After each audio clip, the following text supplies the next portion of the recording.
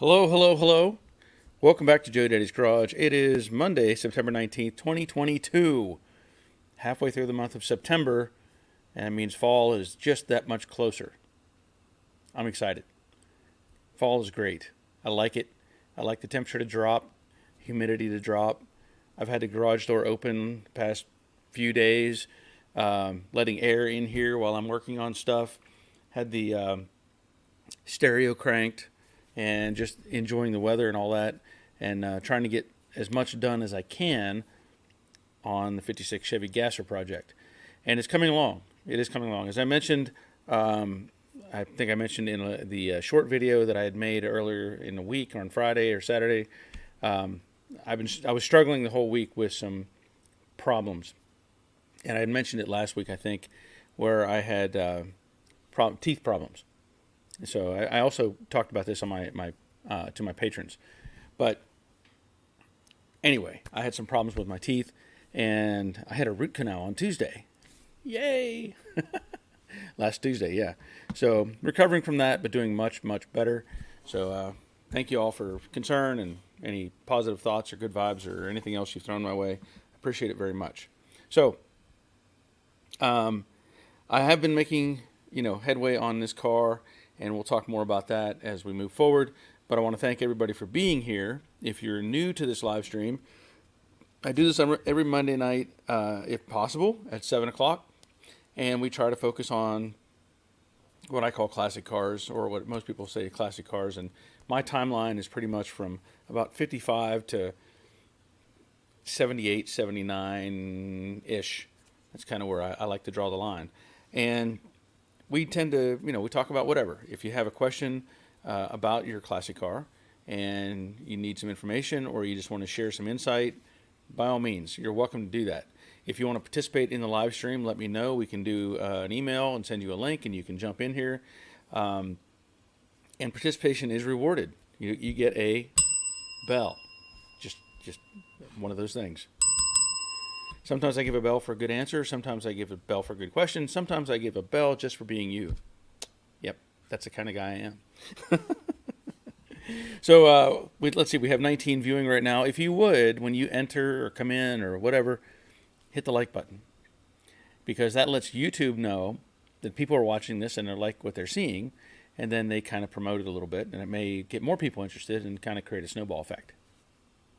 So we'll see how that goes. It doesn't hurt you to hit the thumbs up either. Just saying. Now, we'll see who's here. What is that? Oh, yeah. Sorry. Don't mean to interrupt. Sometimes when you scroll around on your screen, it'll pop up something useless. And unfortunately, it popped up something about some old lady in England. They buried her today or something. Some woman over there. I don't know. Not important. Anyway, first in tonight, Crash Rider from Southern Indiana. Greetings to everyone. Let's hope that Joe Daddy, the Duke of Georgia, is feeling well this week. Be sure to hit the thumbs up when signing in tonight. Yes. And I am doing much better. Much better. In a variety of ways. Just much better. Yeah, whenever you have a pain that you're struggling with, it affects you not only physically, but mentally and probably even emotionally. And yeah, it was pretty rough last week or so. So thank you, Crash Rider. Jerry checking in from the Money Pit in Middle Tennessee. Please click the like button. Yes, definitely. Ray Buckman, good afternoon or evening, Barry and all. Hopefully no weird mistakes with my autocorrect today. Well, we'll find out. Charlie Seidelman checking in. Hello all. Glad you're here, Charlie. And Ray says, sent you a couple photos of the Corvette build, Barry. Okay, I did download those already. I'm a little bit ahead of the curve. Give myself a bell. I saw that in there, and I said, let me go ahead and get those. So let's take a quick look at what you've sent me.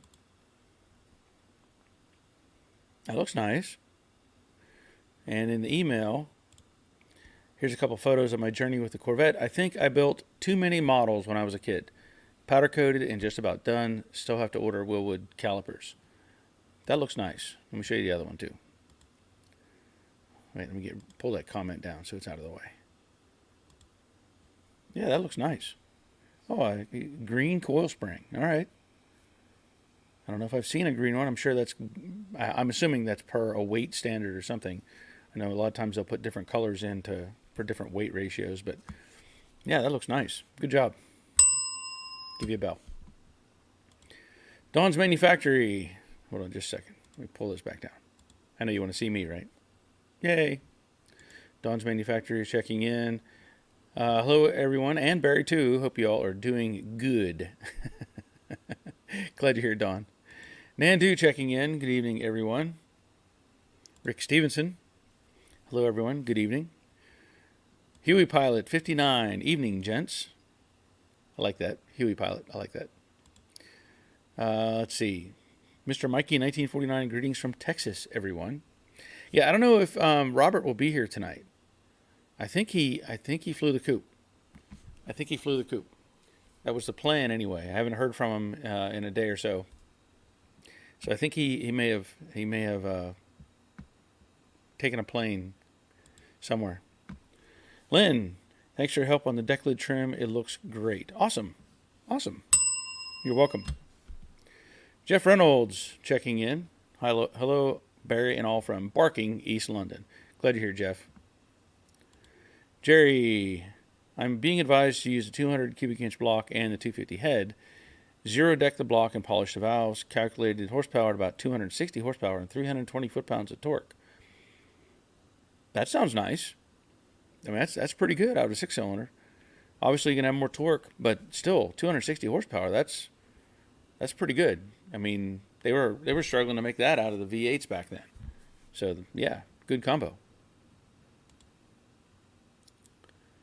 Troy, good evening, Gearhead. So I've been down with a bad back, so nothing done this week. Sorry. Better luck next week. Sorry to hear that, Troy. Hope you're feeling better. Terry Keithley, hey Barry, how come I'm being skipped over? We ran into this last week. I forget who it was. And Terry, I see your comment. I got you up there. That's the only comment that is appearing right now on the flowchart at all. Probably even if I went to the actual, I can go back to the actual live stream. We have a good evening, all and Barry. And I thought I had said that. Maybe I didn't.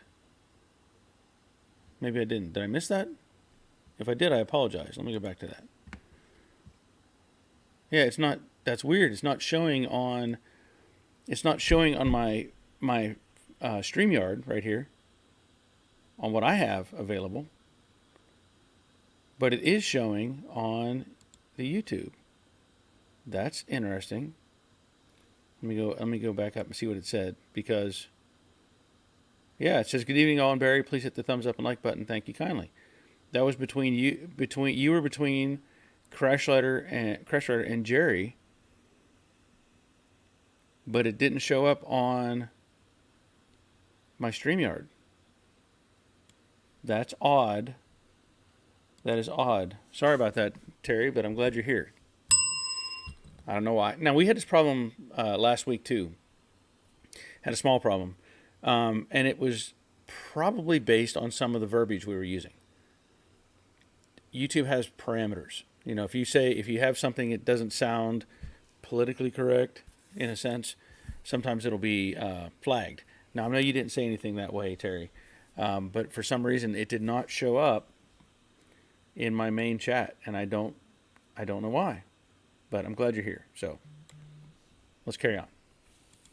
Figure it out. Hi, Barry. Question about quarter panels on a 66. I noticed my outer wheelhouse are not attached to the quarters at all, just kind of sitting in the lip of it. Should they be welded together? Yes, they should. From the factory, they would have had a pinch weld. They would have a tool come around and kind of spot it together. Normally what I do, assuming everything fits well, is I will drill holes up through the quarter wheelhouse, or the quarter opening, let's say, the flange, and then weld to the wheelhouse. So yeah, they should be attached. And in fact, what I'll also do is, when everything's said and done and smooth and all that, I will add seam sealer, because you don't want any water getting in there, obviously. So you want to make sure all that's as tight as it can be. So yes, good question. Ray says he had the springs powder coated that color. The backing plates are copper, a bit pricey. Yeah. I like the green, though. That's pretty cool. I didn't know if the copper was in relation to original color or if those things were raw in the past. Sometimes they didn't do that. They just had them raw metal, but I don't know. And if they would have rusted a little bit, it would have kind of looked like the copper, right? Kind of a side benefit. Maybe not. Steve Grimes checking in. Howdy, y'all. Glad to hear Steve. Roger checking in. Greetings from next door. Sorry I'm late. Long day. Yeah. Sorry to hear that. Simone checking in. Morning, Barry and chat. Not feeling too well at the moment. Sorry to hear that. BK Woods. Simone will give you a bell for being here anyway. Hope that makes you feel better. BK Woods says howdy. Richard. Hello, everyone. Hope everyone's having a great day. Glad you're here, Richard. Lynn. I just purchased a 67 Mustang with a 289 in it. Per previous owner words, it was rebuilt up to a 302. Is that possible? I guess technically. Now, the block is basically the same. From everything I know, it's basically the same. I think it's the bore that is different. I don't know if there's a limitation as to how much you can overbore a 289, but it shouldn't be that much of a step to go from a 289 to a 302.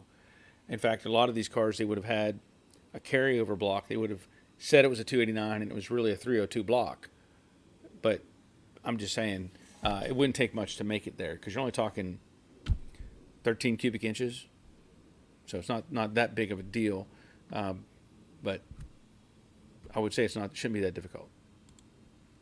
Terry, I said the same greetings last week and was skipped over. Not your fault, Barry. Yeah, I don't know what's going on. And it's weird. Like I can look at the live stream, and it shows it there.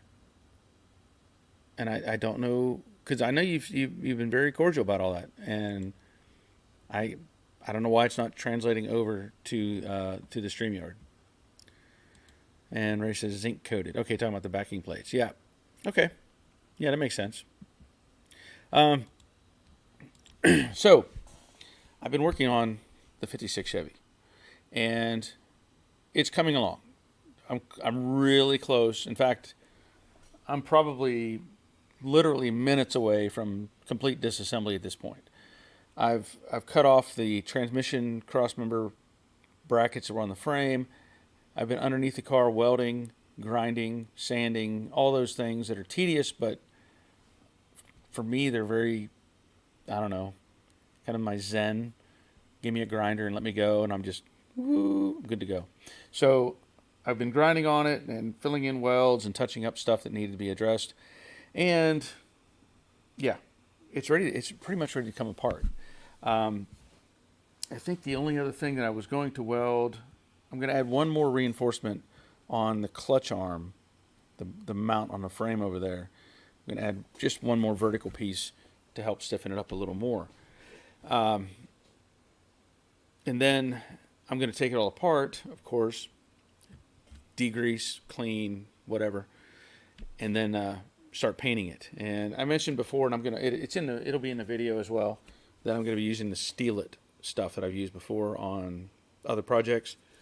Really good paint, really tough paint, not cheap, but it has a very long cure time, like days. Sometimes you spray something like Rust-Oleum and you think, oh, I'll be back in an hour and it'll be ready to go, and it's usually not. Rust-Oleum takes days, it seems, to really cure, and this stuff says 5 to 10 days to fully cure to maximum hardness. Won't be a big deal. Once I get all that cleaned up, painted, it tells you to come back the next day and put on more paint and then let it sit. And then I can set everything back in place and get it heading back to my friend's house. So it's coming along nicely at this point. Steve, 289 and 302 are same block, different stroke. There you go. See, there you go. Good answer. Good answer. Dawn, stroke different for 302. 289 has shorter cylinders and skirts. Okay. So the cylinders themselves are shorter? Like the cylinder wall height is shorter? So in other words, can you put, I know if you're talking, because Steve says 289 and 302 are the same block, and Don, you're saying stroke is different for the 302. 289 has shorter cylinder skirts. Shorter cylinder. So, but can you make it a 302? Is that, I guess that's the question. You'd swap out the crank? Or do you have to do something else with the pistons? Like change out the piston because of the drop in the piston. So we'll find out. Charlie, not a Ford guy, but did own an 85 F-150 with a 302. I thought the 302 was just a bored 289. Learn something new every day. Yeah, and that's good. It's good information to have. And I don't know if there's some variations, because you talk about like a 347 stroker engine where they put like a crank from a 351 into a 302 and make a 347, or whatever combination, magic combination is. Just like you take a Chevy small block. You hear that airplane? It's pretty low. Take like a Chevy 350 and you put a 400 crank in it and you end up with a 383. But it's not just a matter of swapping those parts. Things have to coordinate with each other. So I know that you have to do some clearances sometimes for things to not hit, each other. Because that's pretty important. You don't want rotating parts to kind of interact. Not a good sign. Steve, early 302 was stamped 289.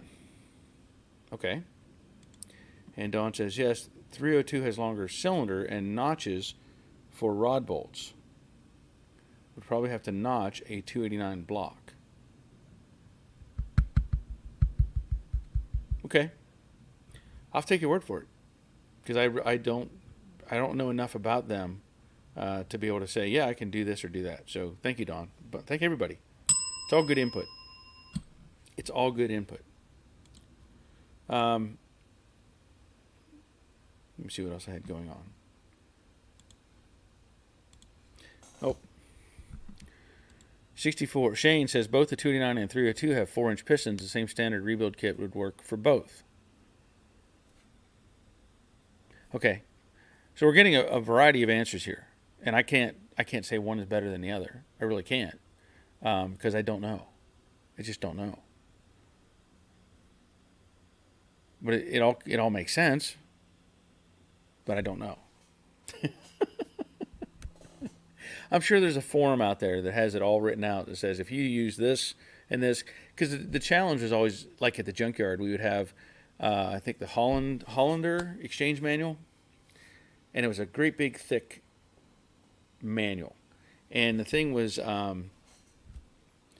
would be an interchange for like every engine component you could come up with or whatever, and it was a huge manual. My dad would buy one every couple years. And it was always interesting whenever you would go look for, in particular, Ford stuff. And somebody wanted a set of heads for this 351M or Cleveland, whatever. And you'd have to go look and say, well, when did they make these, first of all? What year was your car? We'd look it up. It came to the point sometimes where it was like, what month was it built? Because you'd have to know that much because they would change something in midstream in a year, and it would change everything in the manual, or in that reference. So it was always complicated whenever you wanted to find these parts, and Ford seemed like honestly the worst for that scenario. I don't know if those books are still around or not. My brother, he's gone, but he may have held on to some of those. They would be really cool to have just as a reference material. I keep stuff like, I've got books over here. I rarely look at them, but I've got like a Chevelle SS restoration guide, auto body repair manual, Chrysler Plymouth Dodge tune-up and repair 55 to 71, Chilton's manuals, how to rebuild your big block Chevy, how to rebuild your small block Chevy, all kinds of stuff like that. And occasionally I'll go digging through just to go, oh, okay, that's when they put those heads on or something like that, just to kind of enlighten myself sometimes. But like I said, there's probably a better forum that has a written down kind of flow chart of what goes to what, I assume. Lynn, I have a Holly 600 carburetor on it. Is it worth it to put a EFI sniper kit on it? That's a good question. That's a good question. I don't have a good answer. And the reason for that is, what are you doing with the car? Is it a daily driver? Is it something you drive on the weekends? Is it something you drive once a month? Do you see yourself having problems with it starting, or stalling out, or any of those sort of things? I know that EFI is really cool because you can tune it. Obviously, you have to add certain things to that to make it function. Whereas what you have right now is it's a carburetor and a fuel pump. That's it. There's not much else to deal with. But whenever you start, digging a little more into a more complex system, you have to add more pieces to it. Is it worth it? I can't say for sure because I don't know. Is there an economical value fuel wise? Is there any real benefit to one over the other? That's kind of how I look at those questions. Would I consider putting one in like my Mustang? Probably, if somebody sent me a kit. I don't know. I can't say that I would go out and buy one right now. The car runs and drives just like it is. But if somebody were to say, "Hey, I want to give you this kit," well, maybe I'll consider putting it in. But I'm not going to go buy one. So I don't know if that helps or not. Bob Knoll, Sr. I'm riding in my 67 Mustang, listening to the show. All right. That's cool. That's cool. Glad to hear, Bob. BK Woods, love the look of that 68 you shared earlier. Flashback to high school in the 80s. Yeah, that was interesting. I was picking up something at the grocery store, and I was leaving, and all of a sudden this 68 Mustang popped up in front of me, and it's got tires about yay wide under the back of it. They were sticking out probably almost 3 inches on either side. And I saw him pull up, and I was snapping a couple pictures through my windshield on my car, and he turned and pulled into the parking lot. And I was like, oh, nope, I got to stop. I got to look. So I stopped for a minute and talked to him and found out the story on it. And really nice car. Overall, a really nice car. The young man had bought it, apparently, I think in Alabama somewhere.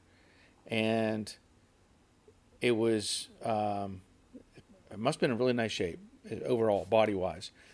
And he said he was towing it back to Georgia, and it came off the trailer. And it hit a guardrail. Oh. I was like, no. And so he took it to a shop not far from, local to us, and had it fixed. So he ended up having to have I don't know what all they fixed. I know they replaced at least the left front fender, and I don't know what else. And they repainted the whole car. And it was slick. It was slick. But it was, let me see if maybe I can, I didn't think about it. I could pull those pictures down real quick so everybody else could see them. But I was like, oh no, not falling off the trailer and hitting a guardrail. The odd part about it, as he pointed out, was the let me save this.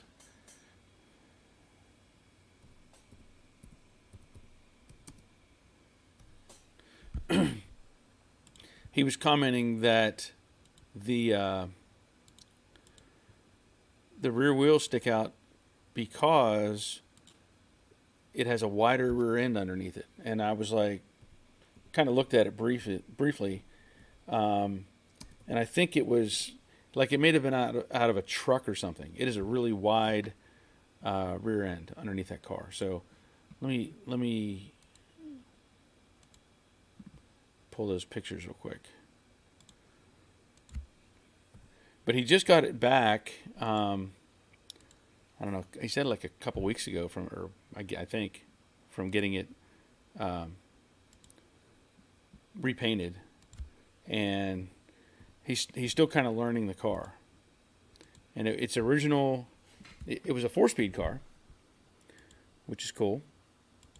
So let me show you these pictures real quick. So pretty slick. There's some minor detail stuff missing. You know, that's not uncommon. The shop that did the work, I would say, they're like a, I don't know, they're a body shop that does classic cars, but I wouldn't say they're a full-blown restoration shop. There's details that should have been addressed probably to finish up little things, but overall, car looks nice. And you can see how wide. I think you probably see how wide those back tires are, and it was a factory 4-speed with air conditioning. And I looked underneath it. There was no rust or anything underneath this car. He said when he got the car, there were 2 little rust holes. One was on the deck lid and one was on the passenger side quarter or something, and everything else was decent. I think I said it was factory AC, but it does not have the components like under the hood. There's no compressor, there's no condenser, none of the stuff is there, but the lines are coming through the firewall for the condenser. For the evaporator. The lines are coming through, and you can see where there was a little module mounted to the right rear apron, came through the apron. That's still there, and the vents are correct. So all that's correct as far as AC goes, but it didn't have any options on that car or anything left of what should be there for function. And that's what BK was talking about, that 68. Yep. Jerry, good evening to all. Wife calling for dinner. Catch you all next week. Oh, well, glad you're here, Jerry. Sorry you had to go. Lynn, weekend drive. It starts slowly when it's hot. Okay. Starts slowly when it's hot. Well, again, it's going to be your choice on that EFI. I'm sure that would help. But again, you have to, is it something that's going to justify the cost? That's why I look at stuff like that. But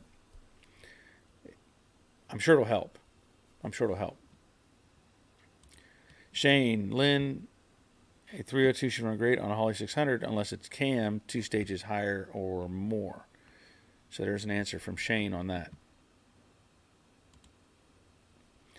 Michael Pagliarini, hello all from Rhode Island. 289 cylinders have to be relief cut for longer rods. I'm building a 66.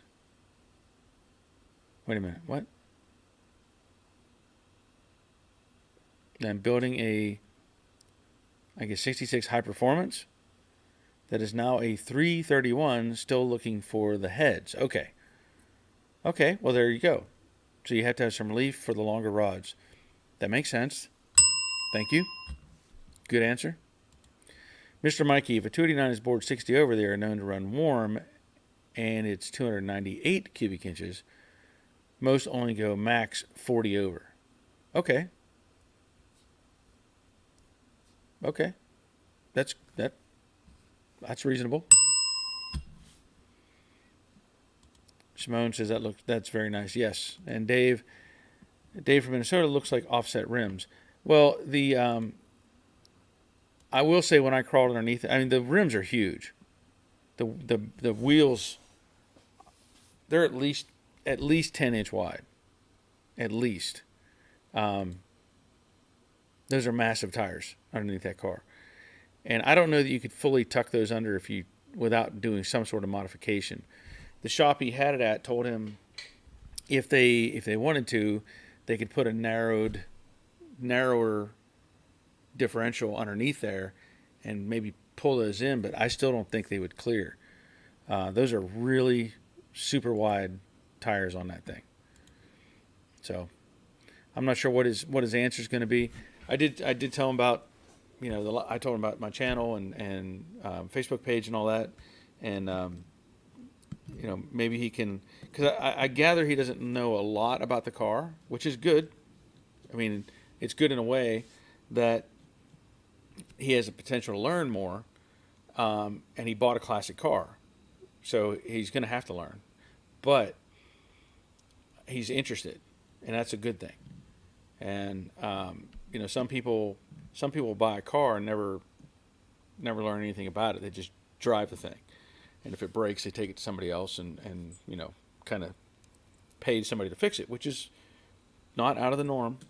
I mean, I can't expect everybody to do the stuff that I do in here, but I like to see people get interested and dig into their projects and save themselves some money and also learn in the process. Ray, that's the look from mid to late 70s, about the time the Pro Street look began. Yeah. You're right. Shane, they better not sit two heavy people in the back seat of that car or they're hitting them tires. That's a very good possibility. Yeah. Very good possibility. And Lynn, that picture looks like my ride. It does run hot, but never overheats. Well, that's a good sign if it never overheats. I mean, it had a pretty slick paint job on it. It was, I mean, it's nice. It's nice, and I'm sure he's gonna do a little more fine tuning to it to make it even better. You can see it's got a brand new front tire on it because it still has the blue marks on the white letters. So let me go back here. Whoops.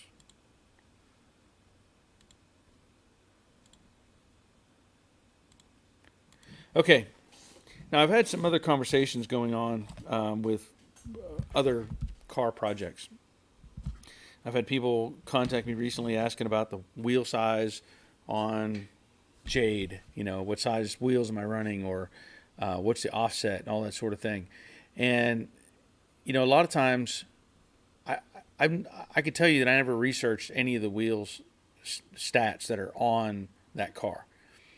When I was working on the car, I happened to be on Facebook Marketplace and somebody popped up selling those tires and wheels. And it said Ford, and I knew it was a small pattern, and I didn't even know if they would fit. I didn't. It was a good price, so I went and bought them. And it just so happens they work perfectly on that car. And I was trying to answer some questions for somebody today because they said, what size are the wheels? And I know there's 17 by 8s and 17 by 9s, and what the back spacing was. And I was like, I don't even know for sure. I'm pretty confident. It appears that it's 4.5-inch back spacing. And the weird part was of course, that car has the narrower rear end underneath it that's out of a 58 Mercury station wagon. So it's actually narrower, and there's 1.25 inch, I think, spacers on the end of the axle just to get the wheels out as far as they are now. So if I took those spacers off, it would even tuck in further. And I don't know if it would clear the spring. So I was trying to help out with those kind of questions and get the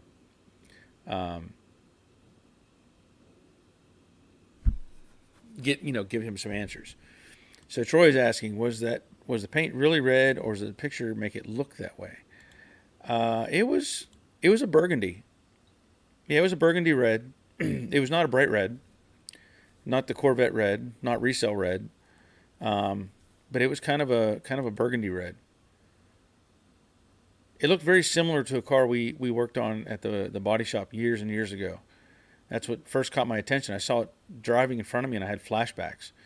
And it's a very pretty color, very pretty color. Let's see. Bob Shoemaker late again. Walmart traffic was horrible. Walmart traffic? That doesn't sound good at all. But I'm glad you're here, Bob. Give you a bell. Let's see. Nance. I'm on here watching. Hope to learn more soon. Hope to learn more about the engine in the upcoming weeks. Didn't know the 289 can be made to a 302. Thanks again. Awesome. Well, it takes some work apparently, but you can make it happen. So, do your homework. Make sure you get everything lined up. Terry says, Barry, I have a complete 89 5.0 EFI engine with AOD for sale. $300 pickup only, West Central Illinois. Well, that would be nice. I mean, I would probably take that off your hands, but I don't know that I ever can make it to West Central Illinois. It's going to be kind of out of my range. But that's a really good price. It's probably worth it to drive up there and get it, honestly. But I don't know that I'll be able to pull that off. John, wow, that looks like a beautiful car. Yeah, it was. I mean, it was slick. It was slick. It was a real slick car. They did a good job painting it up, that's for sure. David Gless, we used to put wide rims and tires under our hot rods, and for clearance run air shocks that rode horrible, and after a while the shock mounts would break. Yeah, that's true. That is very true. It's funny, we talk about that. I don't know if I still have I used to have a picture up here of it on here somewhere, I thought. Maybe I probably have since removed it. I had, in high school, a 72 Chevy two-wheel drive. And the truck was a hodgepodge. It was a long bed. Originally had a 307 in it, 305, 307. And it was a 3-speed manual, and I converted it to a 4-speed. But later on, I put a bed on it that was a step-side bed from a 65.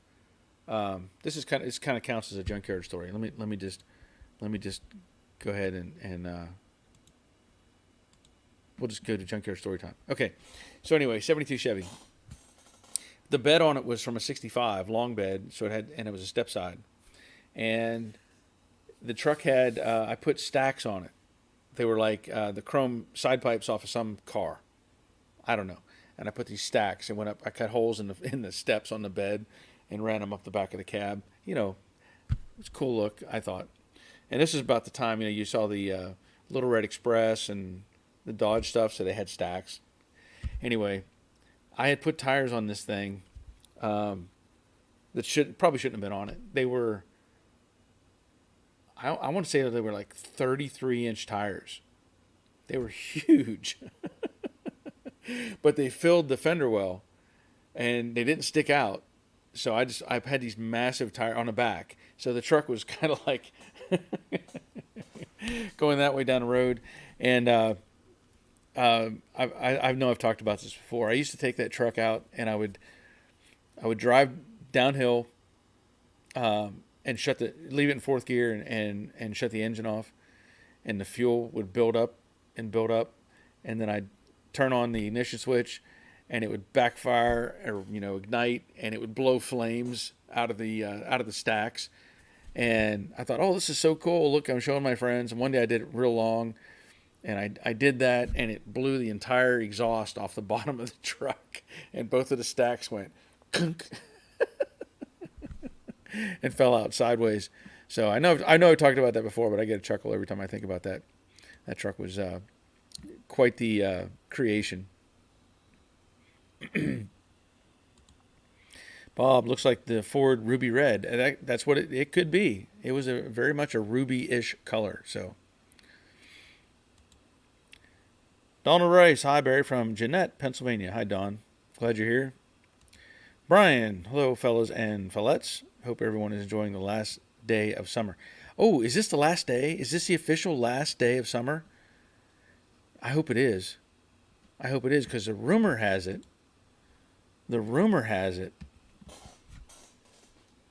that the car that shall not be named is supposed to be leaving. It's supposed to be leaving by the end of summer.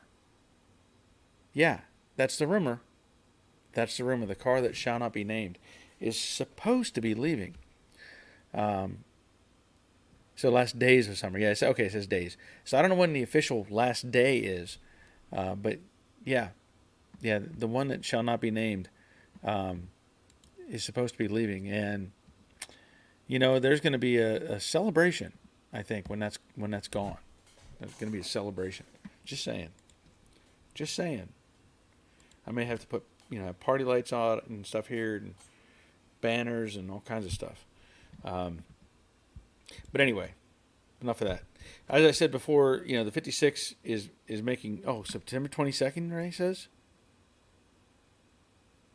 Yeah. Okay, Frankentruck. Shane says, I think a lot of us had Frankentrucks in our day. Yeah, and I still have a Frankentruck. I do. But yeah, we had those. And Ray is saying 22nd. Okay.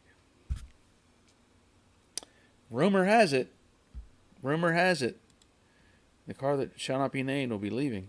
That would be so wonderful. So wonderful. All he has to do is pay me the storage that he owes me. Yep. You're going to pay me storage. I don't store for nothing. Can't do that. Let's see. Bob Shoemaker says that means Thursday is payday. Well, that would be nice. That would be nice. Don, but you did so much work to that car. I did more work than you'll know, honestly. Because what you see in that car, the hours of video and hours of work and hands-on and all that sort of thing, you don't see the other work that I did that didn't get filmed. Just because, there's a lot of things you do that are tedious, or I do. I might have block sanded the quarters 4 times. Who knows? But I couldn't film that every single time. It just doesn't make sense. But yeah, there's way, way, way more work than I'll ever be paid for. I can tell you that. Guaranteed. Troy, yep, just as Ray said, the 22nd. Well, I hope that's true, and I hope he stands by his word, which he hasn't done for 3 years. Go figure. Rally Pacheco, hello from Virginia. It's been a while since I started watching the channel. Ordered floor pans and other parts for my 6-day Mustang, and have been watching your old videos for help. Awesome. That's good. I'm glad you are doing that.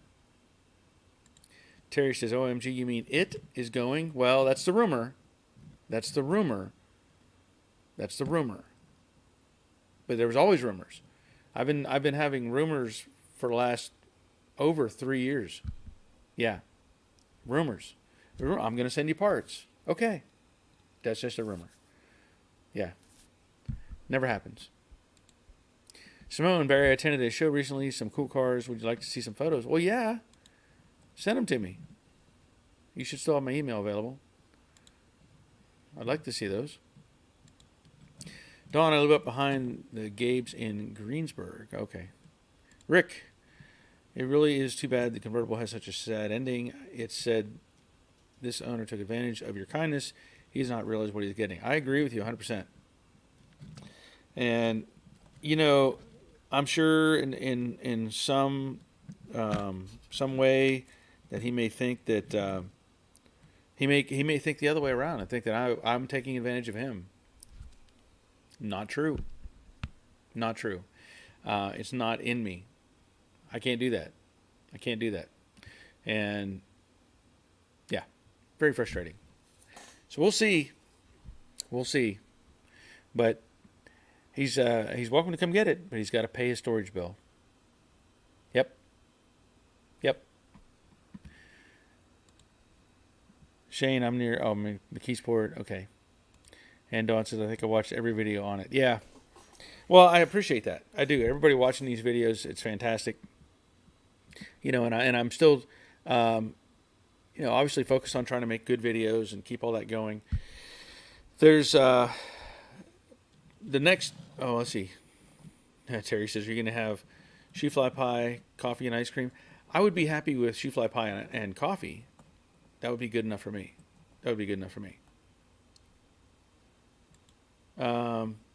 Brian, hey guys, I need a NOS or good functioning dual vacuum advanced unit for a 69302. Any leads would be much appreciated. So there you go.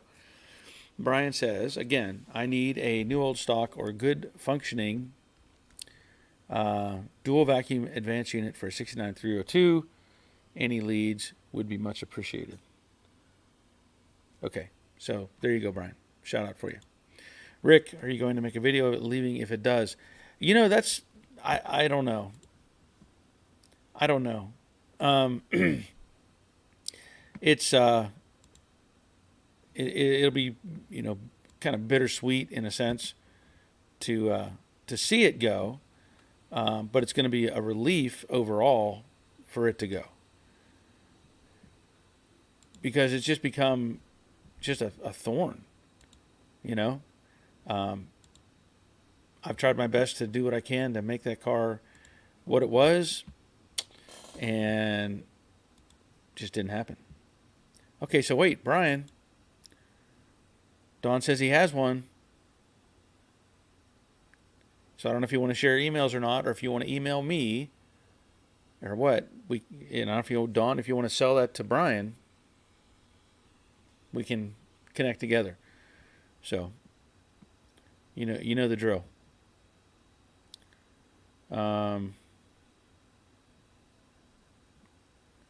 Okay, so Simone says, okay, let me see if I can get some of these, pull down some of these pictures that Simone has sent. Give me just 1 second. Unfortunately, it takes a little moment to do these sort of things. Here we go. So I'll pop up this first one. Let me pull down Don's comment.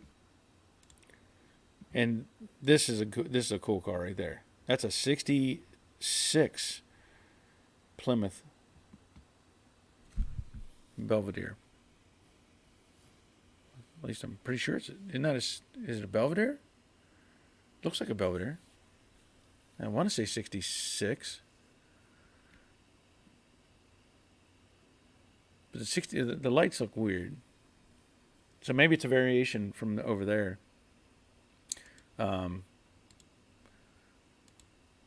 I don't know. I don't know the history of the car. But that's a very nice looking car.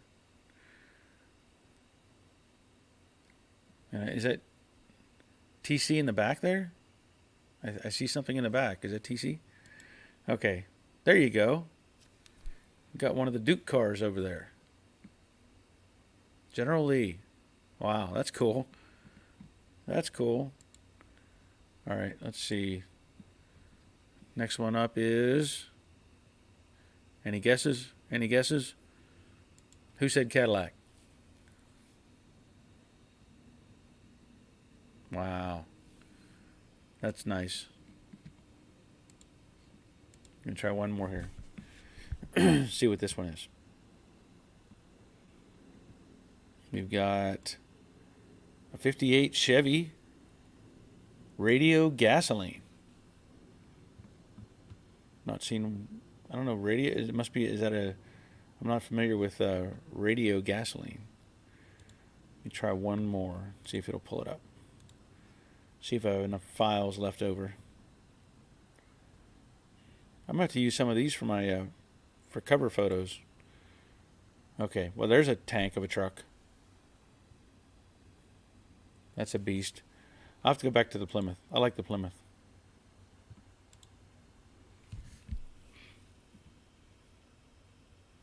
Okay, so let me come back up here a second.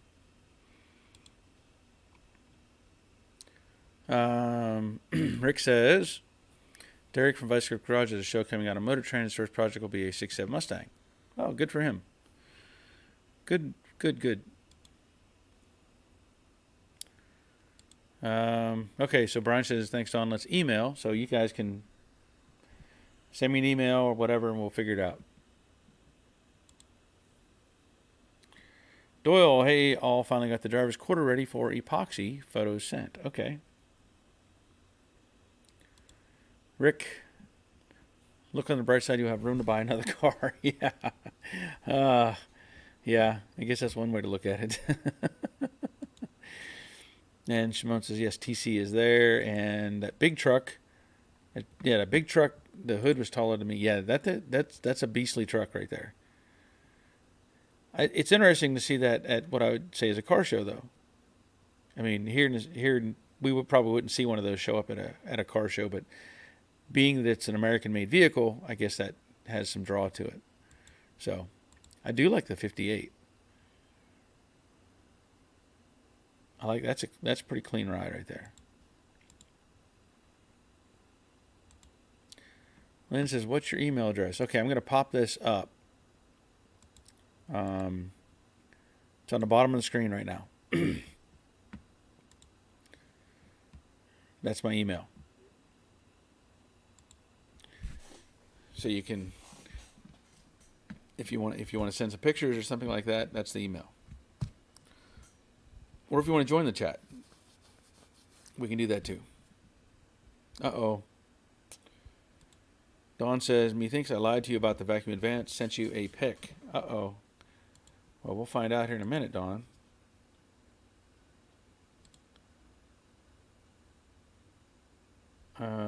What is... So I don't know if that's what... We can pull that up. Hold on a second. I don't know if that's what he's looking for. Hold on just 1 second. I have to delete some stuff here again. Oh. So let me pull up Dawn's picture real quick.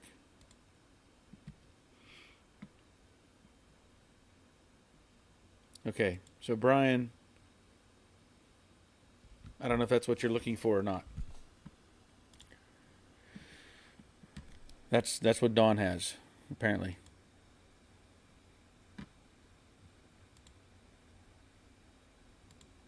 And again, I don't know if that's the right thing. So you can respond to that, Brian, if you like.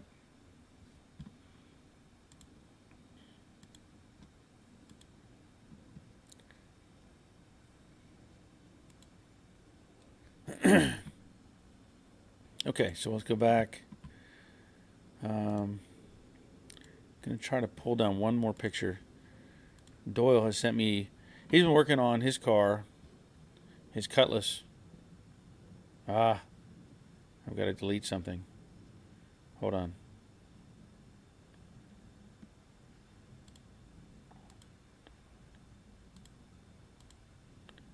Okay, try one more. I need to clean out these files.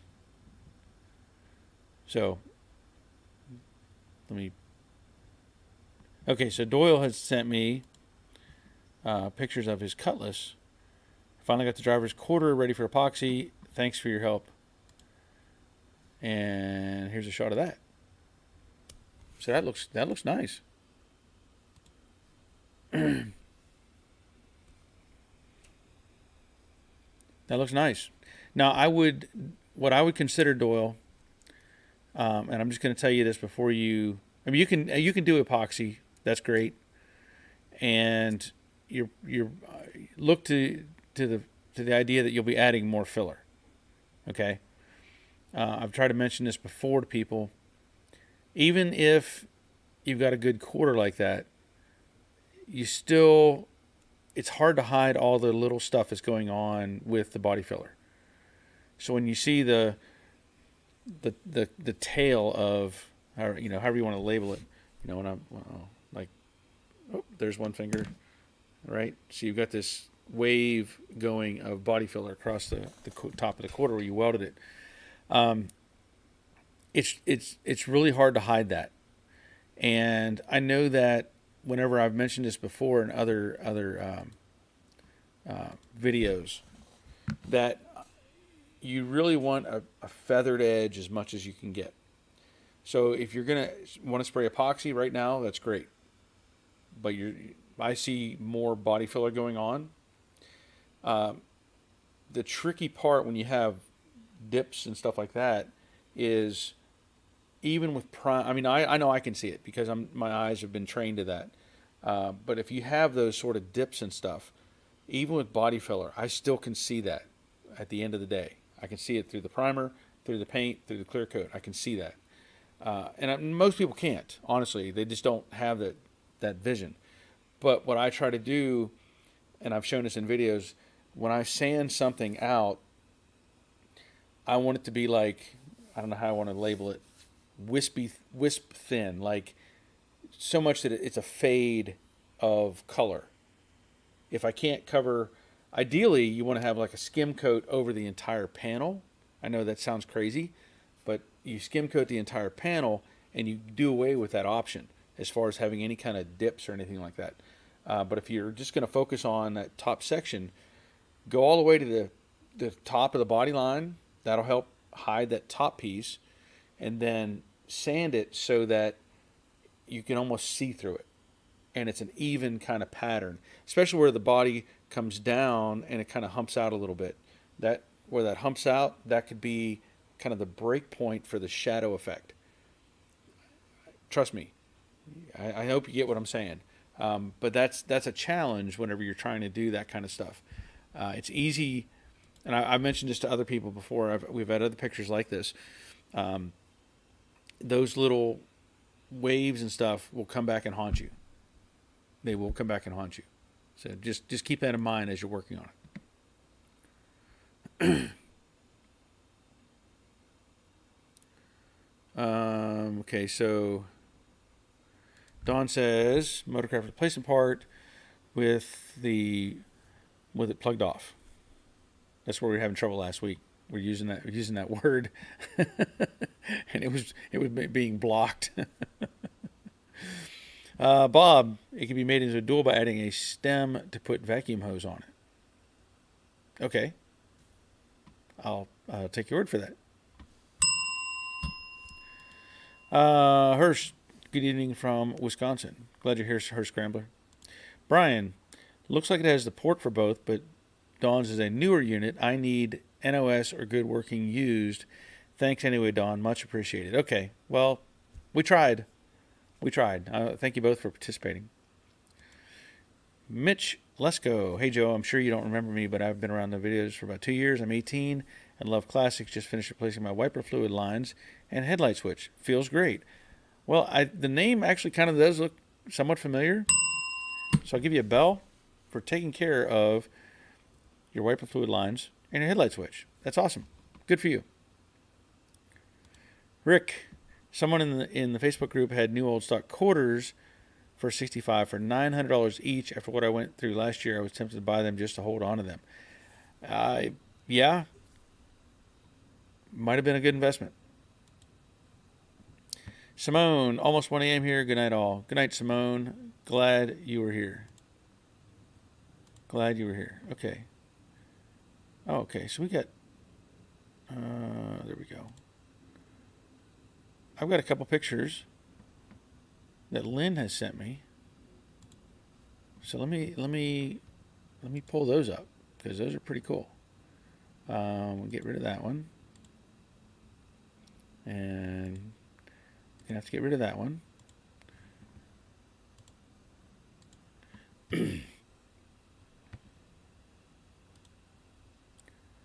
See if this will. Okay, so I got one. Let me get the other one. So Lynn has sent me these.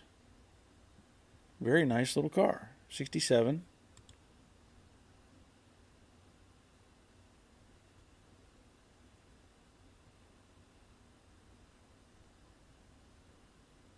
So that's from Lynn. Okay. I like it. And here's the other shot. Nice. That's really nice. Looks good. Nice ride, Lynn. Thanks for sharing. Okay, so let's go up here a second. Roger says, good night, Simone. Glad you were here. Great picks. Yep. Doyle, glazing putty. I'm not a fan of glazing putty. I'm not. I've used it in the past, and it does work, but I've just not been very, excited about it. I've tend to use my Rage Ultra, and I may thin it a little and just spread it out. I mean, I've done videos on this where I've done covered a whole deck lid to get rid of any of those things, any of those problems.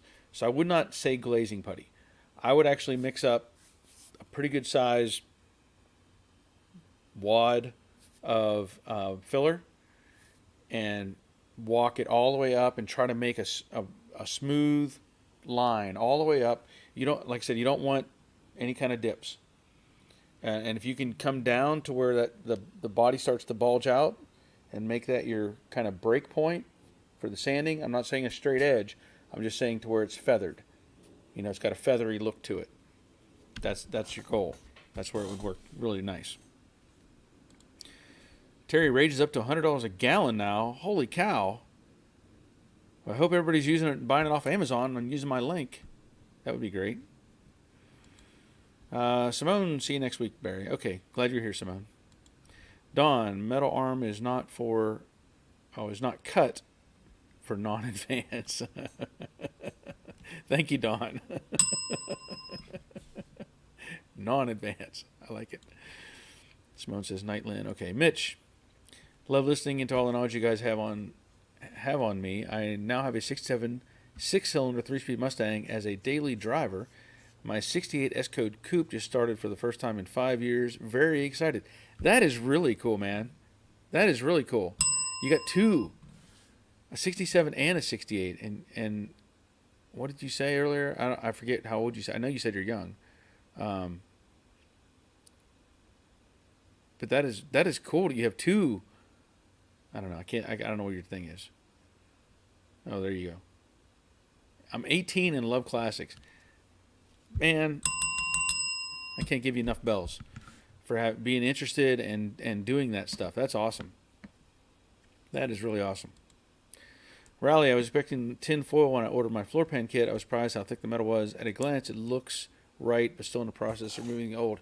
Okay, now, where did you order from? Who did you get it? Is it Dynacorn or is it like CJ Classics? I know I've heard good things about CJ Classic panels, but I don't know. So give us some insight as to what you got, so we know.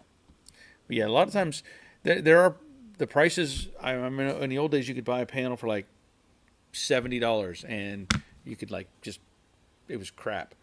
And then I think they were up 90 and 100. I don't know what they cost now, but yeah, that's a good thing.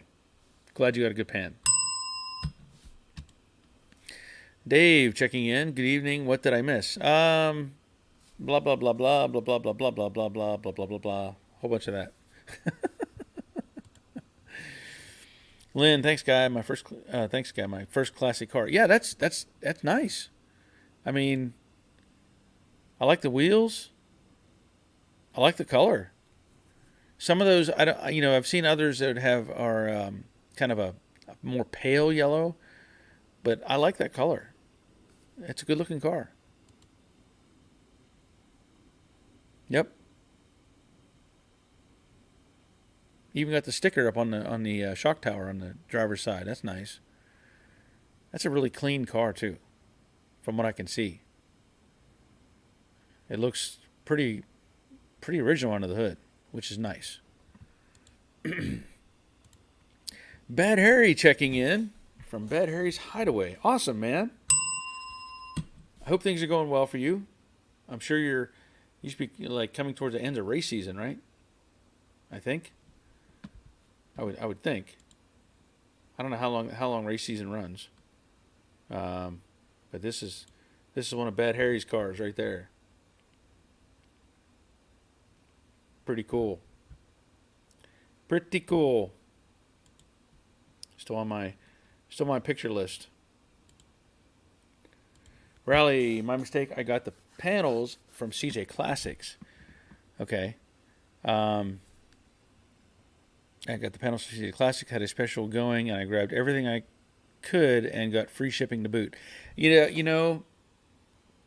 I went on CJ Classics and was pricing up some sheet metal, and yeah, they had it on sale.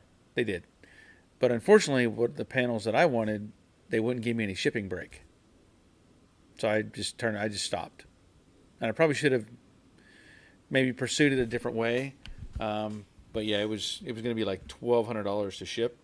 I said, I don't want to do that, so I didn't.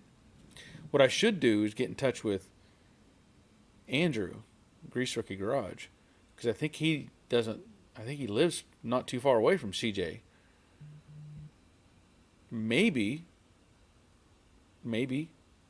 I could get him to go buy parts, and then I could meet up with him later. I don't know.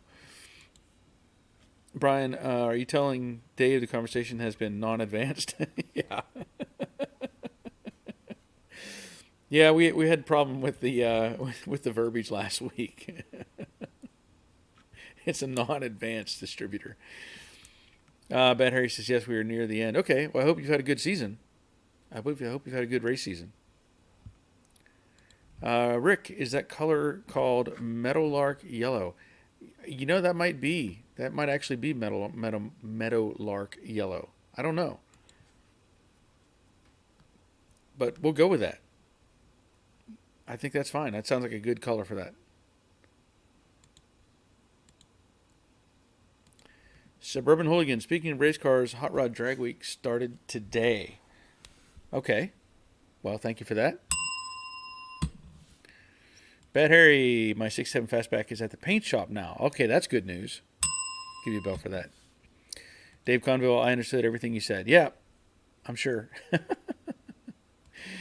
Raleigh, there's a classic Mustang up in Northern Virginia I can drive to in a few hours. We'll use them when I get the hood, trunk, and quarters. Yeah, that's a good call. That's a good call. Rick, I believe National Parts Depot does free shipping on any order over $300. Well, it depends on what it is. If it's truck freight, I don't think they will. And I was trying to order the sides of the car for the 68 or 67, and those would be truck freight and also a full floor pan, not a one piece with the frame rails, but the full interior floor pan.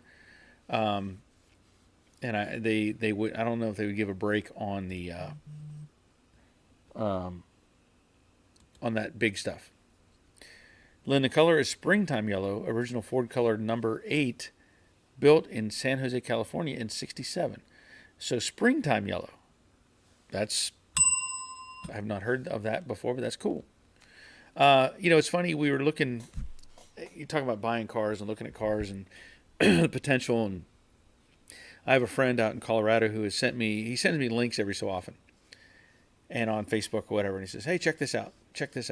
So I do. And he sent me 2 links today. And I'm not going to share the pictures or the links, but the one was a 65 or 6, doesn't really matter, and Mustang. And they were listing it for like $3,000 in Wisconsin.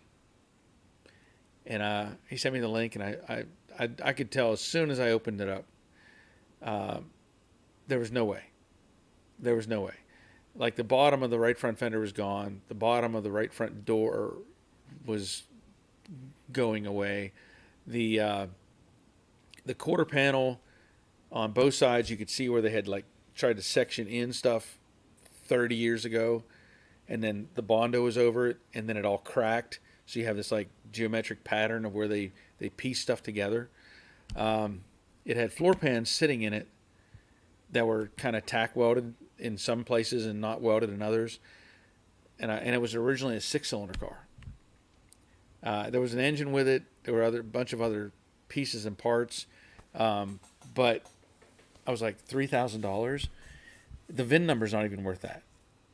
It was just really, really, really, really bad. And then he sent me another one. It was I think it was a 68 fastback. And it was burgundy red, nice wheels. I mean, it was a slick car, and it said $18,000. And I was like, no, that's a scam. That's a scam. You can't buy the body for $18,000.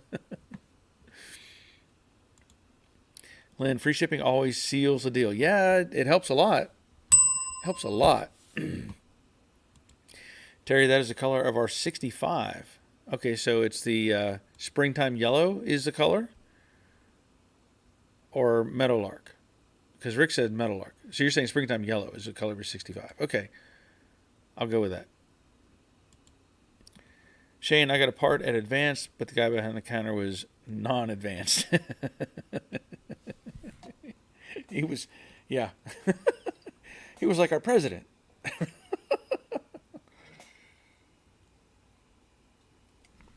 Yeah, non-advanced. Rally, on a 67 Mustang V8 car, is there only one torque box in the front? If so, what side? Um, I think that's correct. And I thought I thought it was the driver's side. I could be wrong. I'm sure somebody has the answer, but I can't say for sure. But yes, it was one on one side. So okay, Rick says one torque box on driver's side, and Mr. Mikey also said driver's side. Okay, so we all got it right. We all said driver's side. So there you go. There's the answer for that. But I would put one on both sides. I would go ahead and put one in on the other side just to make it strong. Rick, whatever happened with the two cars in New Jersey you were looking at? Um, well, one, I'm still, I got some messages on it today that I should have a price tomorrow on the, I believe it was a '68 GT Fastback. Okay, so supposedly I'm going to have some a price on that tomorrow. Um, the other one that's up there is I'm not sure what's going on with that. I talked to the guy on the phone, and it felt like kind of a fishing expedition. Like he couldn't. If I'm gonna try to make a deal with somebody on a project or a car or whatever, I want to know where you're coming from. Just like you want to have an idea, because if a car is worth $10,000, I'm not going to try to buy it for $10,000. I'm going to try to buy it for 6. And if you're trying to sell it for 10, you're going to ask 12 and hope for 10, right? Usually that's how that works. You kind of bounce around and you come to a mutual agreement on a price. Um, there was that was the conversation was just kind of, I don't know. It felt weird. Like he just wanted me to say what I would give for the cars, and without even actually seeing them in person, it's kind of hard to give that assessment. Are they the '69? Is it worth 10,000? Is it worth 20? Is it worth 30? I don't know. But if he had told me that he wants 50 grand for it, I would have just said, okay, see ya. But he didn't want that. He wanted me to kind of throw a number out there, I think, to see what I would say. Well, if I say $3,000, odds are he's not going to take it, and he's going to laugh at me and say, "You're not even close," but it won't tell me what the number is. You know what I mean? So I'd rather just start somewhere and try to work your way to the middle, but not just wait for somebody to say, "I want to give you this for it." And that's just me. There's other people that are happy with that. I've been to car shows where I've seen people walk up to somebody and says, "What do you want for this car?" And I've actually done this with cars that I've had, but they say, "What do you want for this car?" And if somebody say, "Today I want 25, I'll take $25,000 for it." And I've actually seen people pull out $25,000 and hand it to the guy and take his car. I've actually seen that. So, sometimes you have to just be upfront and be careful what you ask for. Rick Stevenson, okay, yeah, we got one torque box. Terry Keithley, remember, that's the car to be crushed upon my demise. LOL, it's a convertible. Okay. Riley, I saw the video you made about doing the torque box. I am going to try it. Okay. Yeah. Good. Brian B., any input would be great. I have about 20% graphics, area of paint, body color first, the graphics, paint, tape, that. What? Hold on a second. Am I missing? Is there more to that question? Did I miss something in that translation right there? Because I know that any input would be great. I have about 20% graphics area of paint. Okay. Body color first, or graphics, paint, tape, then body. Any advice? Okay. So without really, I'm just going to kind of give you a broad scope of what we've done in the past, painting some cars. We've done like a '69 Chevelle. We did at the body shop years ago. It had, I don't know if it's an SS stripe, whatever. It's got a double line, maybe a triple line stripe, wide with upper and lower, kind of like a spear looking thing. The stripe on that car was to be silver. And what we did is had the car in primer, painted that portion of the car in silver. I'm not even sure. We might have painted the whole car in silver, if I remember. I'm trying to remember correctly. But anyway, we put down a base color of silver, taped off that area with the decal sticker deal, and then sprayed the rest of the car black.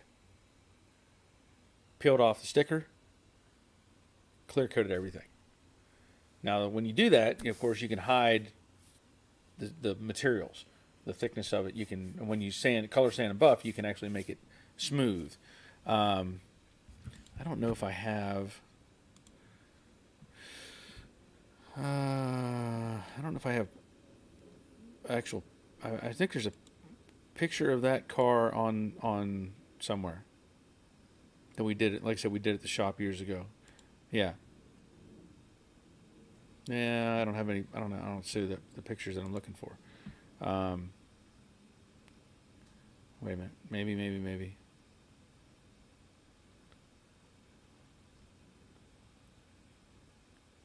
I don't see it.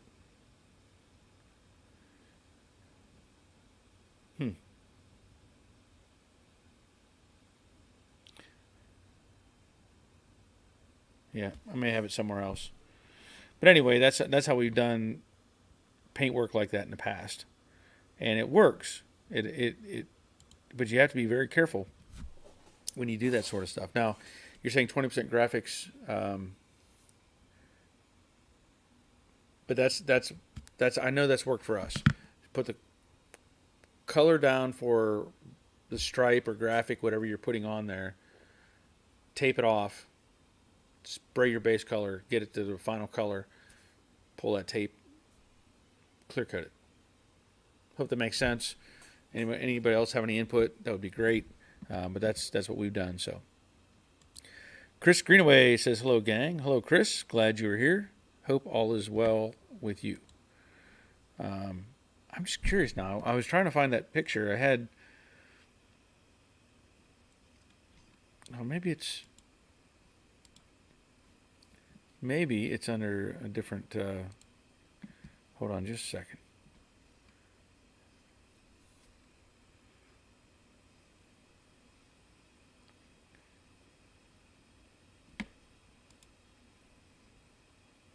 Yeah, there it is.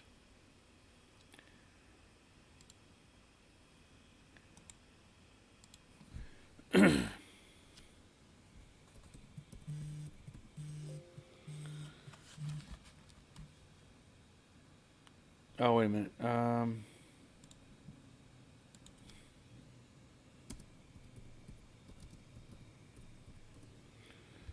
Yeah, I'm trying to pull this picture on here. Oh, so you're saying your graphics will be flat or satin? How do I achieve that difference? Ooh, I don't know if that's gonna work. Yeah, I'm not. I have not tried that before, so I can't say. There's an easy answer for that. But I'm just going to show you this picture anyway, just to show you. This is the car we did, and you can see the stripe is silver, and there he is pulling the tape off. So that's what we did to achieve that look with that particular car. Now, if you're going to be doing what kind of graphics are you putting on there? Because it's almost like I don't know what kind of graphics you're using, Brian, as in what you're trying to get together. I mean, what's the vehicle and what's the end effect? Because to try to use flat or satin over top, I don't see how you're going to pull that off, because you'd have to mask that whole thing. You'd have to spray it with clear. Yeah. There's a way to make a matte or a satin or flat or satin finish with clear coat. You can actually mix elements to that'll make it happen. But I can't see where you could do it without. That would be a nightmare. That would be a nightmare. You may just end up putting the graphics on and just run with that. That would be very difficult. Wally, although I decided not to embed the stripe, I understand that after you spray the graphic color to clear it, then lay the base. This allows you to clean up overspray as it is protected by the clear. Okay, so after you spray the graphic color to clear it, then lay the base. Yeah, that's when I was showing you this Chevelle, that's not how we did that. We actually sprayed the silver base on the side of the car and then just masked it, and then sprayed the black and then pulled the tape and then clear coated everything. However, I'm not saying one way is better than the other. It does make sense in what you're saying that if you had put down the color for the color, or for the color for the graphic, sprayed it and then cleared it, I could see where that would work. But the difficulty with that, hold on just a second. Let me wrap my head around that in a second.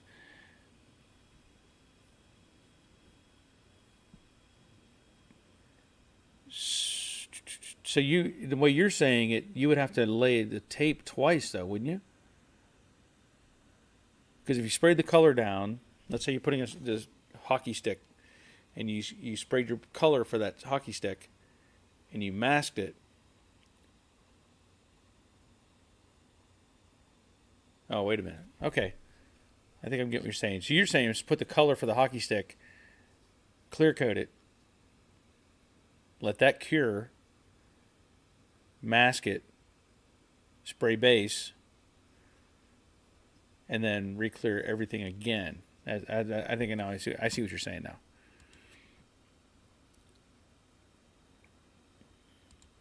Brian says, picture a Boss Stang. Okay.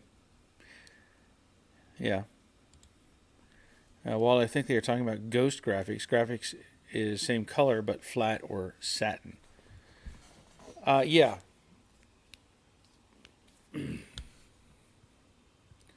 Okay.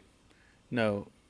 Wally's saying no. Spray stripe, clear stripe, then mask. Any bleed overspray is cleaned up easy. Okay.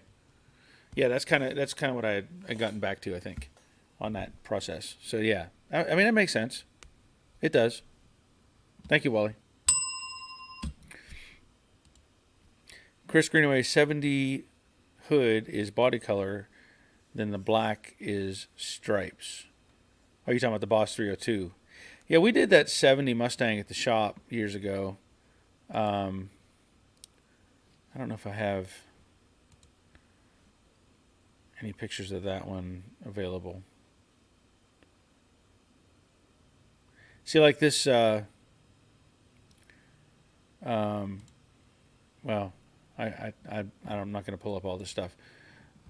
But we did it. That's 65 Mustang, where it had the white stripes on it. We did the same thing with it. We'd sprayed white. Let me think how I labeled that. We sprayed the red, and then we masked it for the white stripes, sprayed the white, and then clear coated everything. Is how that one worked. Yeah. So it can be confusing. Rick, back then Ford used single stage paint, so the graphics were put on afterwards with no clear coat. That's true. That is very true. That is very true. I was thinking about that 70 fastback we did, that we made kind of a clone car of the hold on just a second. I don't know if I have.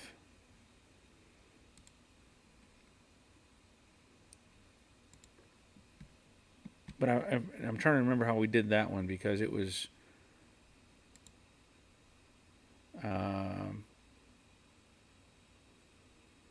I think it was all decals we put on that car. Yeah. I think it was decals. But we also did some let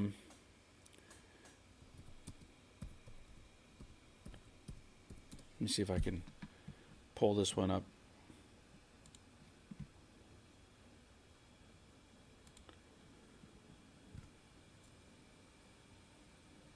Yeah, Brian says, that's right, Rick. Seems like less work. Yep. I don't know if I can.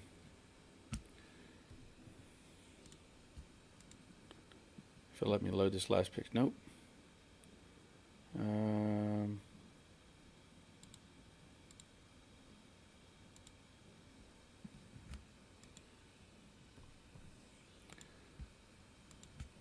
And I was trying to picture this car because we had done this one at the shop as well.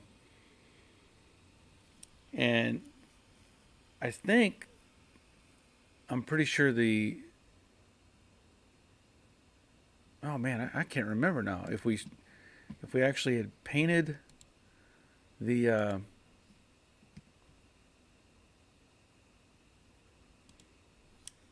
we must have it must be all decals now that I think about it.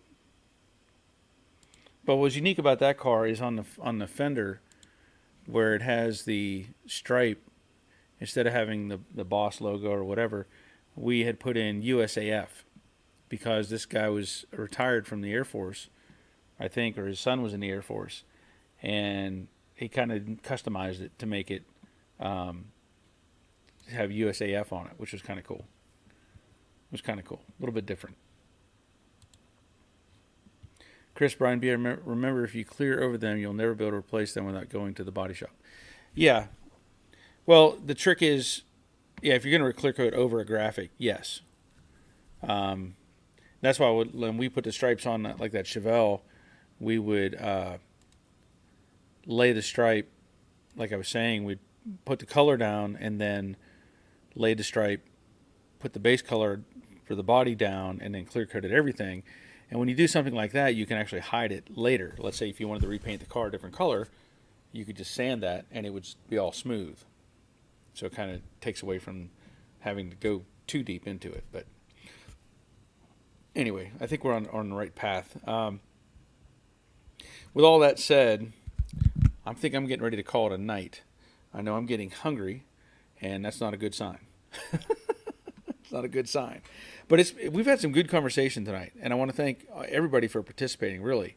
And the pictures and all that sort of thing, fantastic. Great to see that stuff. And just good. Give everybody a bell for being here and being part of this. I will be having a video coming out on this, and I hope to have this car, the 56, done and on its way back to the owner by this Friday. That's the plan. Maybe even before Friday. So that way he can get back to work on it and try to finish it up. Things are coming along very nicely, and I think it's going to be so cool to get everything back in and back together. The only conflict I'm going to have is we had to swap out the oil pan, and after doing that swap, and now that I've looked at the oil pan, I realize there's a secondary hump on the new oil pan that I need to make sure is going to clear that cross member. If not, he's going to have to get another oil pan. Yay! Good times. Okay. So again, thanks for being here. We'll do this again next Monday at 7. And until next time, take care of yourselves. See ya.